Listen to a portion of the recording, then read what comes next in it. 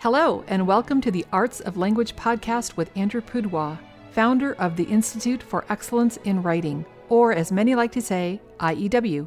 My name is Julie Walker, and I'm honored to serve Andrew and IEW as the Director of Marketing. Our goal here is to equip teachers and teaching parents with methods and materials which will aid them in training their students to become confident and competent communicators and thinkers.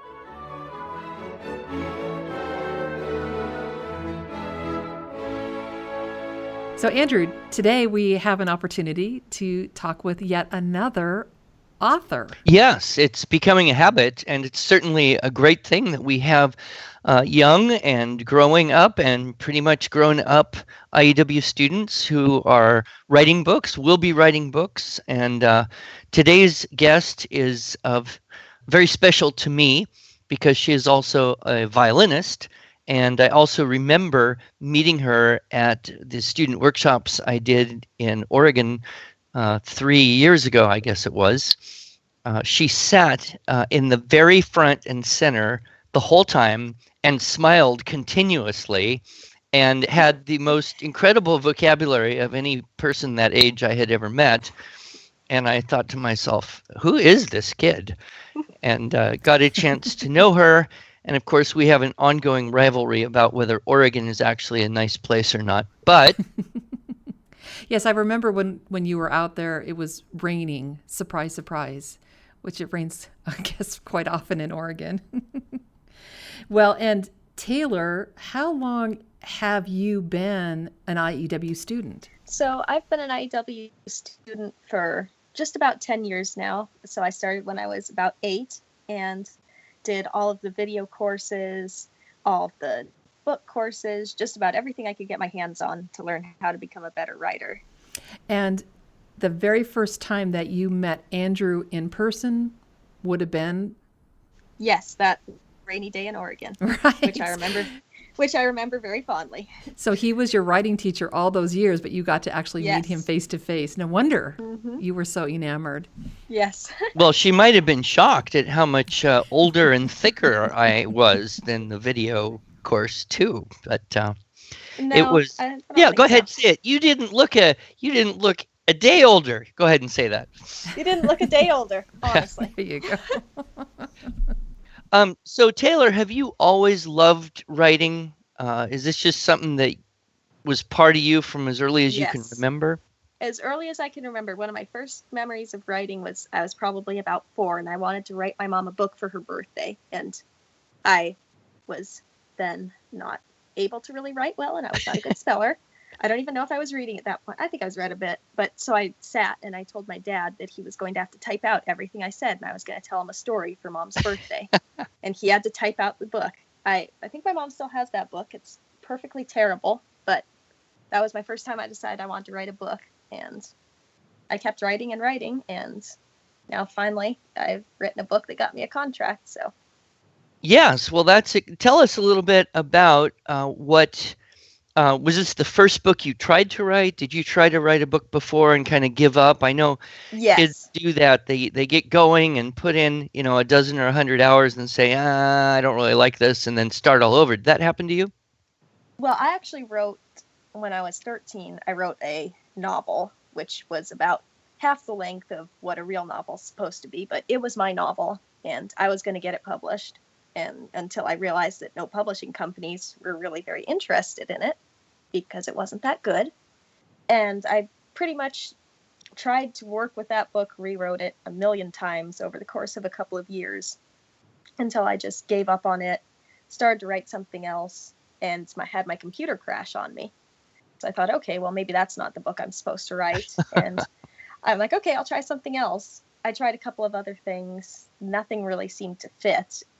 And until I just woke up this one morning, and I had the idea for a title for a book, and the title was Porch Swing Girl. And I thought, well, that's weird. I don't know why I'm thinking about this, but okay, if it's Porch Swing Girl, why is the girl on the porch swing? Who is she? Where is she? What is she doing? And I thought about it all morning until then finally I had kind of this idea for a story. And it was the first idea I'd had in a long time that really just excited me and made me want to write. And I just started writing that and got so involved with the story and the characters, I just kind of started to feel like, okay, maybe this is it. Maybe I have something with this idea. Uh-huh. The title definitely, it's both enigmatic and simultaneously elicits some imagery in a very few words. Yes. I would guess that it's set sometime in the past. It actually isn't. It's actually modern day. Oh, really? Okay. Yes. But Now, before we talk any more about this, I just want to make sure our listeners understand that Taylor Bennett, a student of IEW, actually has a contract with a publisher to write a few books. The first one being titled The Porch Swing Girl. Is that correct? Yep, Porch Swing Girl. Very exciting. Okay, so I just wanted to be sure we inserted that and stated that very clearly, because this is why we're so excited to have you. This isn't, a publish your own book on Amazon kind of deal. This is an actual imprint. Are you free to tell us the name of the publisher? Yes, it's called Mountain Brook Inc. And it is a smaller imprint, but it's doing very well. There's actually one of their books is being made into a movie, which is going to air on TV in January. And some of their authors have been nominated for some pretty prestigious awards in Christian fiction, and they've been winning awards. So I'm very, very blessed to have come into it when it's younger and just getting started out. But I think it's going to be a really fantastic company. Did you send a manuscript to many different publishers? How did you get in touch with this particular one? I sent the manuscript to 3 publishers that I all knew were going to be at this writers' conference that I was going to, the Oregon Christian Writers Conference. And there was an advanced submissions opportunity, so I submitted to these 3 publishers. I had 2 publishers there, which were 2 of my dream publishers that I thought, if I can get in with them, I'm going to do so well, and that would be just fantastic. But there was an opportunity to submit a 3rd manuscript, and I thought, oh, okay, I'll just take a wild guess and pick somebody else off of this list. And that somebody was Miralee Farrell from Mountain Brook Inc. And I submitted to her, and she was the one out of those 3 that really liked it. And she contacted me. She said, let's talk. And so we did. We talked a lot at that conference. And I spent a whole year working on my book, working with a freelance editor. And I just went to that conference again this August, and she offered me a contract there. Wow. Well, that's just very exciting. And then you have more books that they've agreed to publish if you write them. Yes. And is this the same characters in the same world, kind of a series? Yes and no. I mean, it's going to feature a different protagonist through every book, but it's the same. It's not a continuous story. It's 3 standalone books, but they all kind of follow the same arc with the same characters. What would you say was the hardest thing about finishing your book? I'd say the hardest thing for finishing was really just focusing and trusting that I could get those words out there, because after I started talking with this publisher and she was showing a lot of interest, I hadn't written the whole book yet, which is not something I recommend, really. Please, if anyone is going to submit to a publisher, have the book done before you start talking to them, because then it's very stressful to say, oh, well, it'll be done in October, because things will come up and maybe it won't be done that quickly. And then you have to explain. Anyways, that's a rabbit trail. Truism, though, important to note. Yes, very important to note. Anyways, so after I started talking with that publisher, I really had to buckle down and write. And that was very valuable to show me that you need to set deadlines. I have to be very responsible in this. If I want to become a career author, I can't just write for fun anymore. It can still be fun when I'm writing, but I've got to make sure to stay focused and to write as diligently as I practice my violin or do my other schoolwork or do anything else. Mm-hmm. Did your friends and or family have a lot of input on the book, or was it pretty much just you and your mind? It was mostly me and my mind. I joined a critique group with a bunch of other authors of young adult and middle grade books, and they helped me a lot with a lot of things. And I did write some people from my life into my book that make little cameo appearances. The main character's grandmother is named after my kind of adopted grandmother. And so that was very special. I got to kind of put her in there. It's actually the main character's grandmother is named after both my kind of adopted grandmother, who's my mom's best friend and was her mentor and is now my mentor. And it's also named after my writing mentor. They both shared the same name. So I honored them in there. I've put friends in to make cameo appearances. So it was really inspired by kind of the world I come from. But as far as those people having input, not as much. It was more like, surprise, you're in a book now. That's so fun. Oh, well, maybe there'll be a mean, bad joke-telling writing teacher in one of the future volumes. I think he would be a very nice writing teacher. Maybe not a writing teacher, but maybe a violin teacher. Well, that's something I haven't done for a long time. So, Taylor, are you the Porch Swing Girl? Not really. My personality shows in her a little bit, mainly in the fact that she's kind of old-fashioned and uses strange expressions. When I worked with a freelance editor, she kept coming back to me and saying, a teenager wouldn't talk like this. This isn't how a teenager would think. And I'm rocking around thinking, I'm a teenager. I think I understand it. But I'd have to change things because she'd be like, nobody says that. I just asked my teenage granddaughter, and she was like, who wrote that? Interesting problem to have. Very interesting problem. I didn't reveal my age to a lot of my critique partners at first because I didn't want them to just think, oh, that's cute. This little kid wrote a book.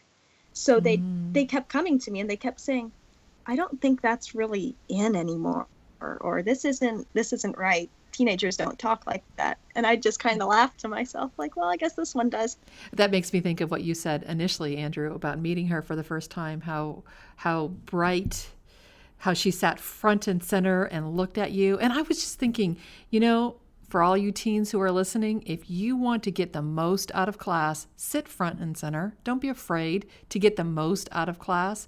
And I think, what you said, Andrew, about her having vocabulary. So, Taylor, you might be unique. Your critiques may be correct in that teenagers don't have that level of vocabulary and sophisticated language patterns that you might have with your background. Mm-hmm. Well, you, I'm sure, are a voracious reader as well. Yes. And I'd be curious, I think our listeners would be curious, what are your top 4 or 5 all-time favorite books that you've read? And have those books influenced you in your writing much, do you think? I would say that, for one, every single book I read influences or inspires my writing in some way, whether I read about a character who is so unique that it inspires me to create a character that's the same. I would say as far as content, like plots, the books I read don't inspire me too much because I tend to read in a different genre than I write. Some of my favorite books are historical Christian fiction. My favorite book of all time would probably be, it's called A Name Unknown, and it's by an author named Rosanna White. And she just writes beautiful, vivid dialogue and scenery and characters. And that just inspires me in my writing craft. Also, one of my favorite books from when I was younger, books like Little Women and Anne of Green Gables, that just were so special stories. I have special memories about reading those with my grandma. Those really inspired me. And let's see, other ones. When I was younger, I used to read a book series by a lady named Heather Vogel Frederick called the Mother-Daughter Book Club. I loved those books, all about these girls and their moms and the adventures they'd go on, and just really almost coming of age stories just about growing up and learning about life and how to succeed and how to follow your dreams. And I'd say those inspired me. And the Mother-Daughter Book Club also, don't they have recipes in that? Yes, they do.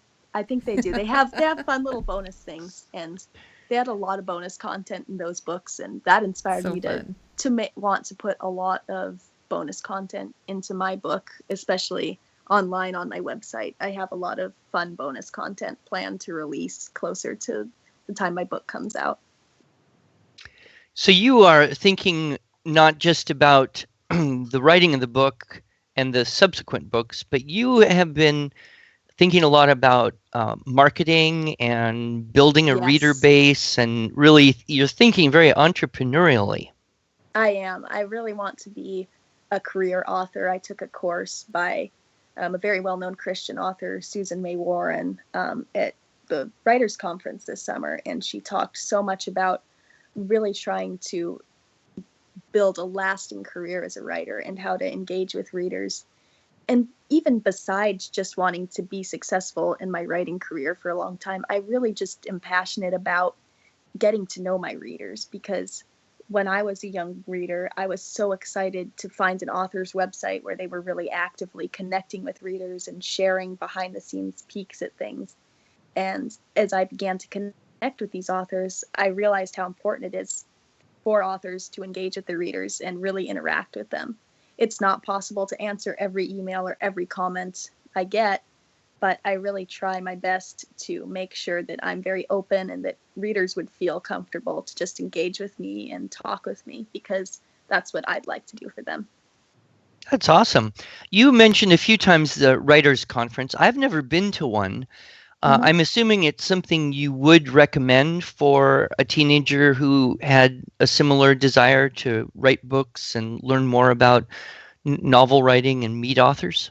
Absolutely. They are beyond valuable experiences. The one I go to, Oregon Christian Writers Conference, it's in the summer. It's for like about 3 or 4 days, maybe 5, up at a very nice hotel, and you get to go there. It's a Christian Writers Conference, so there's worship and devotions every morning. There are classes in the morning, specialized coaching classes, which are smaller groups with a coach where you get to ask questions and talk about what's going on in your own writing journey. There are workshops where they'll teach you everything from how to work with an agent, how to find the right editor, how to edit your own work, how to market. They also have the Writing Center where you can sign up for 15-minute meetings with either well-known authors or agents or publishers where you can show them what you've been working on. You can get feedback in a much more casual setting than having to have the perfectly formatted query letter to send to the publisher's email or to their actual address. There you can just go and talk and learn and really just grow as a writer. And also it's a great place to go to just get like spiritually refreshed. There's a lot of That's great. neat. I Mm-hmm. remember you and I had an email exchange not long after I met you, and Yes. I believe it was either you were trying to do like the whole checklist perfectly in the email with, Yes. every dress up opener, decoration triple. And then I Mm-hmm. felt compelled, I now got to write back to this girl, and I got to get everything in there. And Yes. we had a little competition, I think, going on. Uh, Yes. but, at some point, you kind of just graduate from that checklist, and you, Uh-huh. you don't feel compelled to do everything, because not everything, it isn't always appropriate to do everything in everything, Yes. right? When would you say that happened? You started um, doing the structure and style thing around, like you said, 8 years old, 7, 8 years old. Uh-huh. When did you reach a point where you basically said, okay, I'm done with that checklist. I know it all. I'll just use what I want to use and not worry. Hmm. I think I was probably around 14 or 15. It depends on what kind of writing we're talking about. When I would write for my IEW courses, I would stick so firmly to that checklist because I enjoyed the checklist. It was fun to make me think, okay, where can I put in a really cool ly adverb or find a really great quality adjective and thumb through that thesaurus until it's dog-eared. But as far as when I was writing just for fun or writing my books, I'd say I didn't use a checklist when I wrote my first little book when I was 13. But I'll still keep it in mind. I still, even now, if I'm writing and I find myself using too many, sentences that all start with a number one subject sentence opener, I'll think, okay, what can I do in here to mix it up? Good. Have you taken any college classes? I haven't taken any college classes yet. I'm looking into taking a few. the most interesting thing I learned is I'd been planning on going to college for writing so I could become a better writer. But in talking to my publisher, she really discouraged me from going into a full-time writing program in college because she said that those writing programs really work to take away an author's voice. Interesting. And of course, a lot of universities tend to be especially in the creative arts side, on the progressive liberal way. But there's nothing that would prevent you from, say, being a music major and still writing as many books as you'd like, or taking history classes, which of course would inform good writing as well. Now, I believe you told me that you have some violin students. Yes, I do.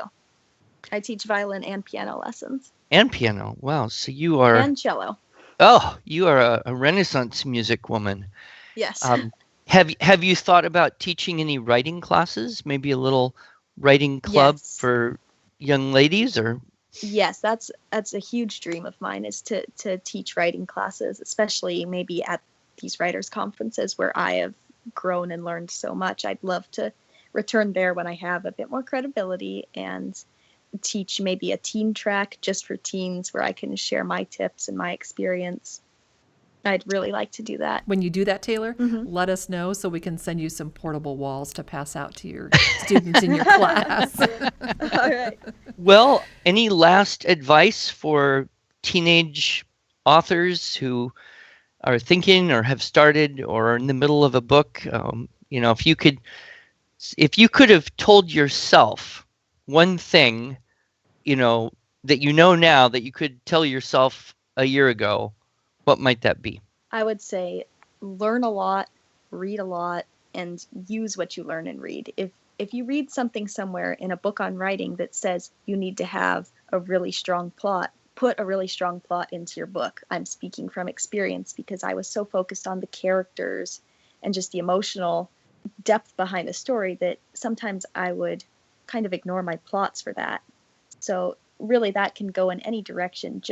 I would encourage young writers to really learn about writing, learn about the craft. There's a blog that I'm actually featured on. I did a guest post for it called Go Teen Writers, and it's just for teen writers. They post 3 times a week. They have encouragement and a lot of really good information just about the mechanics behind writing. So I really encourage all teens that are interested in writing a book to really check out websites like these and learn about the craft of writing. Don't feel compelled to finish the first book that you start, because you might make it halfway through and realize my writing skills have grown so immensely in these last couple months that I've kind of outgrown this book. I really encourage them to just experiment, try new things, and learn as much as they can, read as much as they can, ask a lot of questions, and be bold. Don't be afraid to share your writing with the world, because it's not often that teens get writing contracts, but it's very, very possible. So, one last question, because I know many of our listeners are moms. Yes. What advice would you give to the mother of a teenager writing a book? That's a good question. I would say involvement is really important. My mom has been with me through every step of my writing journey. She's read my book, I don't know, probably 2 or 3 times, start to finish. So moms out there, if you have a kid that's writing a book, get ready to do a lot of reading, a lot of encouraging, and a lot of proofreading. My mom was my proofreader, and I am so grateful and thankful to her for that. And also, if moms out there, if you have a kid that is writing a book or considering getting a publishing contract, know that it's a lot of work. It's a lot more work than you would originally think of someone just writing a book, sending it to a publisher, and getting it printed out. So it's a big, big opportunity to get a publishing contract, but it is very worth it. And it is more of a learning experience than people can get in a lot of different ways. It teaches kids a lot, writing a book and trying to get it published. Well, Taylor, that is great advice, and I think we're all going to be very excited to see what happens with you over the next 2, 3, 4, 10 years. Yes. I still wish you would consider relocating from that dreary toilet bowl weather place where you live and come out to the to land of the tumbleweeds? yes, no.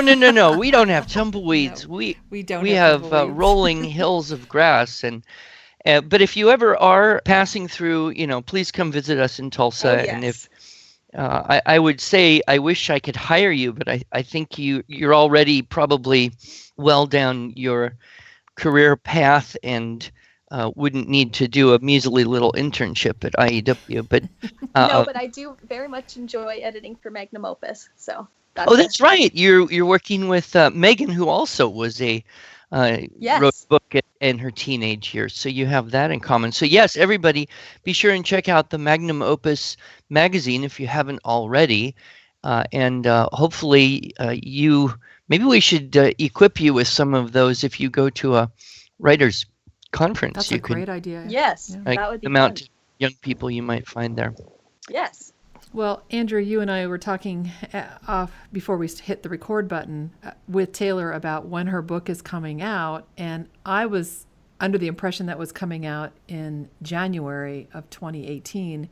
And Taylor, you said that it's actually not going to be released until January of 2019. Correct. So that's part of that whole process. The book is written, but now Yes. it's up to the publisher to edit and design and go back to you with Exactly. ways to hone it a little bit. And wow, that's a long road to hoe. So listeners, we It is. can't get our hands on this book until January of 2019. But between now and then, and I don't know, Andrew, if we actually said how old she is. We keep saying teen writers. I guess if you did the math and said 3 years ago you met her and she was 14, you would be able to deduce that she is 17. Yes. Yes. And Taylor, you do have a website already set up. Can you tell us that?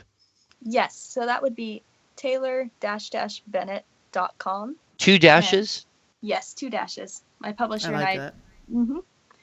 And then I'm also on Instagram as taylor.bennett.author. I'm on Facebook as Taylor Bennett Author. I have an author page there. And I am not going to tell people that I'm on Twitter. Oops, I guess I just did because I don't like Twitter and I never use it. So if they tried to find me on Twitter, they would be bitterly disappointed. And it's two N's, 2 T's in Bennett. And Yes. I pulled it up. What a nice looking website. Author, Oh, thank speaker, you. dreamer. My Aw. story, books, blog, events, free stuff, and a cute little picture of you hiding behind a modern English grammar. Oh, that's charming. Yes. Thank you. So, and of course, we'll put all these links that we talked about, the writers conference that you attend, your website, Magnum Opus Magazine that you help Megan Horst edit, just all these Yes. different things that you're involved in. At 17, are you still being homeschooled or has your mother graduated you? We're somewhere in the middle. Somewhere in the middle. I am- understand. Yes, I'm still being homeschooled. I could have chosen to go off to college this year, but when the writing thing happened and the publishing contract, I was just like, I really want to take this last year to stay home and to really work on my books, my marketing, connecting with readers, since really this is what I want to do for the rest of my life. Well, and that may serve you very well if you apply, say, for some scholarships or whatnot. Mhm. I'm thinking about a certain excellent university that's right in Tulsa here, Oral Roberts University. Anyway, Right. enough hints. All right. Well, Taylor, thank you so much for joining us. Thank you. This podcast for this month, and I'm sure that our listeners enjoyed this conversation just as much as we did having this with you. And you'll be sure and keep in touch, and you'll be sure and Yes. send Andrew an autographed copy of the book when it comes out. Absolutely. Yes, and if you don't mind, you could maybe sneak one out to me too. I'd be grateful. I'd be thrilled to. Okay, thanks so All much. right. Thank you. God bless you, Taylor. Bye. You too. Bye.